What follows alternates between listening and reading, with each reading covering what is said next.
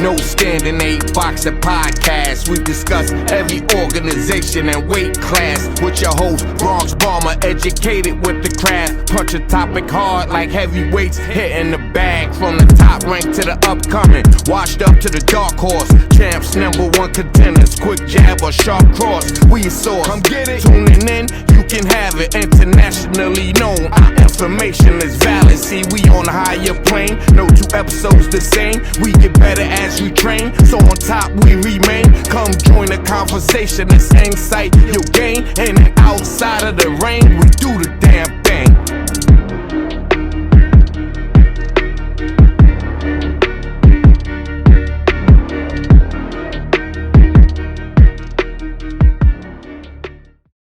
All right, fight fans, welcome to another edition of No Standing 8 Boxing Talk. I am your host, the Bronx Bomber, and today I have the pleasure of, again, having Terry Boss on the show. She was on last year to talk about her corporate fight night series, and it is upon us again in her 15th installment. Yes. 15th installment corporate fight night.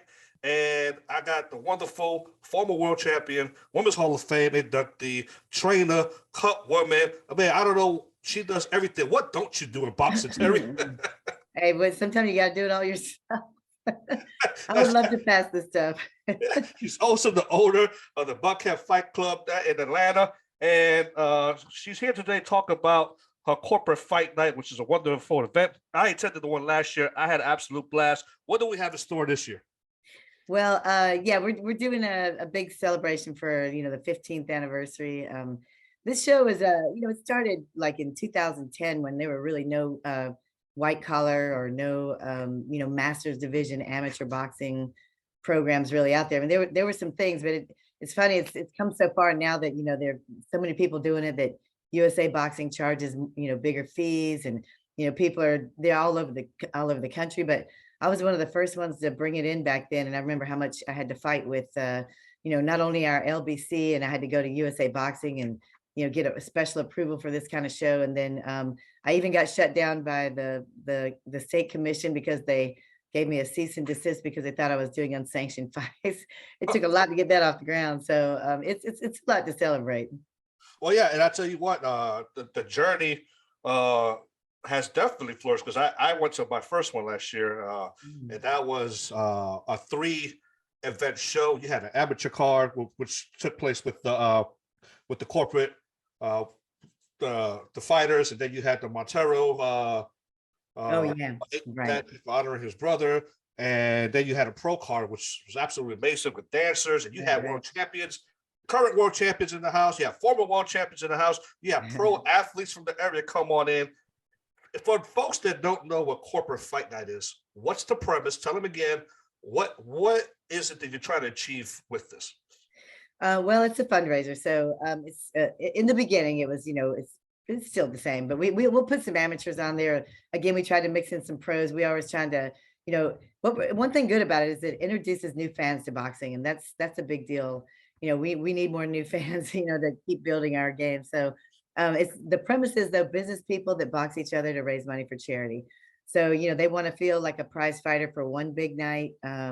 It's a big deal, to get in there and have a whole 10-week training program. They got to get out there and raise money, just like fighters have to get out there and sell tickets on those club shows and those kind of things. So they're feeling all the pressures, then having to try to, work their jobs and then get ready for these fights, and then all the fears that they have not really knowing what they're doing. But we do have people that do them over and over too. I've talked to Mike Montero. I'm hoping to gets back in there. So we'll get him back in there eventually. But yeah, Masters boxing has evolved a lot since the beginning of these kind of shows. So it has changed the dynamic a little bit. So I'm wondering, are these kind of shows still as popular because there's so many more options now for those kind of guys that want to box? But I'm trying to figure that out right now. Are they still as popular? Should we downsize them? Should we continue to keep them into being a big expensive show? What we're doing. So I'm feeling it all out right now. But there again, a lot of I think these kind of shows change the dynamic of Masters Division boxing in the USA. So it's a big deal to get to be a part of that too. Oh, absolutely. And I tell you, folks, if you haven't been to one of these shows, go out there October 13th, right, Thursday night. You're going to see this place is going to get packed out. You're going to see folks, they're going to come in and wear their best because this is a black tie event. At least it was last year. Is it going to be the same way this year? Yeah. Black tie event.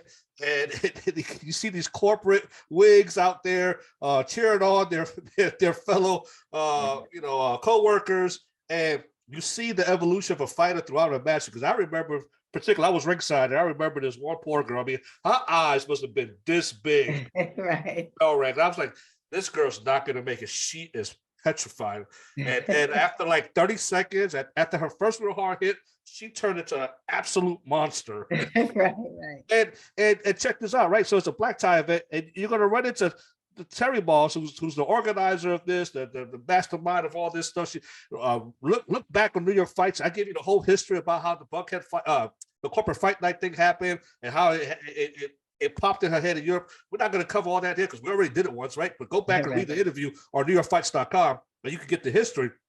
But you'll see this lady in stiletto heels in a mini dress, rapping fighters, and then after that event happens, change into her boxer clothes for the pro event for her pros. I mean, she is a jack of all trades. And while the night is fun, and you guys are exposing folks to boxing, there's a deeper meaning to this. What the proceeds go to? So we have a different charity for every show. This particular show, we're working with an organization that does an event called Hoodies for the Homeless. So there's an organization called FTP, the Movement, and they're doing some of these charity shows as well. We're partnering with them, and they are a nonprofit that does all kind of great charity work. And this Hoodies for the Homeless event helps, they collect clothing and buy clothing for the homeless in Atlanta and disperse it, once the wintertime gets this. I think they do it around December of every year. And that's really good because, I mean, we have a pretty bad problem here in Atlanta, a homeless problem. So I don't depend on what city you're in, but here, it's pretty bad. So it's nice to be able to get out there and, take things. A lot of times, I mean, even some of my boxers, we've gone before, and we'll just make sandwiches, a whole bunch of sandwiches one night, and take them out. And they know people come up to you, they'll come up to you. So they're looking for help, and they're very responsive to any kind of assistance they can get. So it's a really good thing to be able to do something local that you can get out there yourself.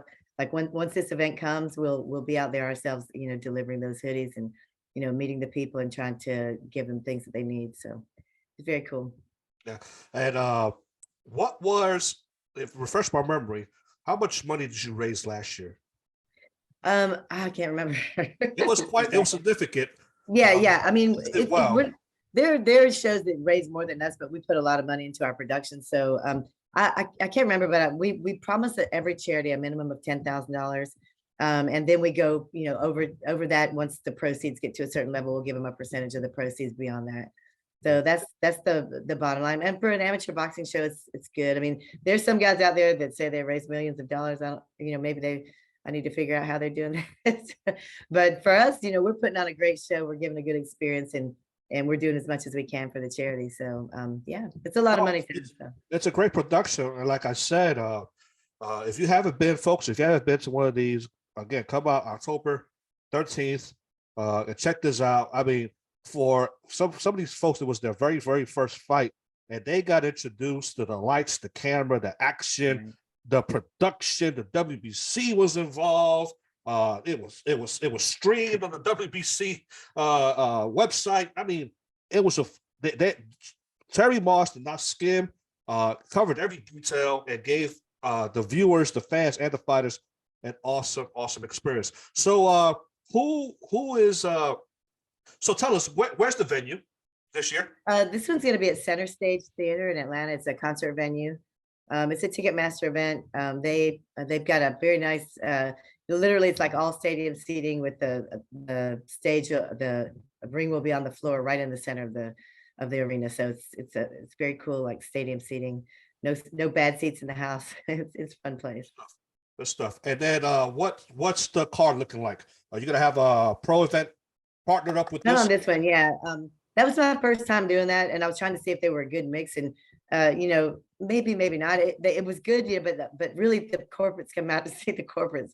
So, and the pro people are there to see the pros. It's two totally different kind of crowds. So we're going back to just the corporates, and we'll put some really good amateurs on. I'll put a couple kids on, you know, just to let people see that this isn't, you know, it's a sport that kids get involved in, and it's not just, you know, a lot of people have a misconception about boxing if they've never been, you know, exposed to it, and you know, there are a lot of people that haven't, you know, and too bad it's not like in the, you know, the 70s when everybody knew about boxing, that, you know, but it's you know, it's a good thing to get some of those kids and some of those young fighters. It gives them a chance. I've had you know, Evander Holyfield's son Evan, he fought on a couple of my corporate fight night cards, and then of course one of my pros fought on there several times, and then Malik Montgomery is another guy, kind of Atlanta based, that's trained by Kenny Porter. He fought on my corporate show. You know, we put those guys on there because it gives them a chance to have that big stage feel, and it feels so much like a pro boxing card. You know, it gives them a chance to feel, you know, and prepare for that kind of an audience and that kind of an experience. So we like to put some of those guys on there, and I think we've got like 16 fights on this show. Normally it'd be like 12, but we're putting more on. We're putting some couple of kids and the amateurs on there. Well, listen, folks, that's awesome. Look, Terry, anytime you do anything for a good cause, and you put your hard work and your effort to make sure it's done right, it always almost always comes out right. And you do that. You did that last year, and I'm sure you've been doing it for a long time. It was my first experience with the corporate fight. I was absolutely blown away, and I'm sure it'll do great this year. And you do great work in boxing. You're probably one of the busiest women in boxing. And aside from all that, she runs her own gym and she trains. And if you haven't been to this gym, this is a legit boxing gym. Anytime you have to take the stairs down to a boxing gym or take the stairs up, you know there's some hard work being done. This is an old school gym, has posters up. You smell the sweat. You see blood.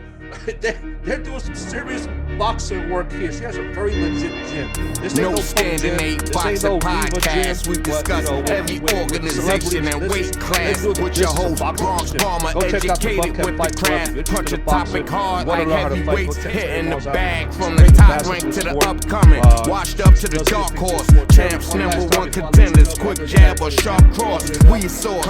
Tuning in, you can have it internationally known. Our information is valid. See, we on a higher plane. No two episodes the same. We get better as we train. So on top we remain. Come join the conversation. The same sight you'll gain. In and outside of the ring, we do the damn thing. And it's going to start off at 7:30 p.m. Come see a great show. All right, folks, there you have it. Terry, best of luck to you. I hope to see you there. Put on a good event. Thank you. My pleasure. Always.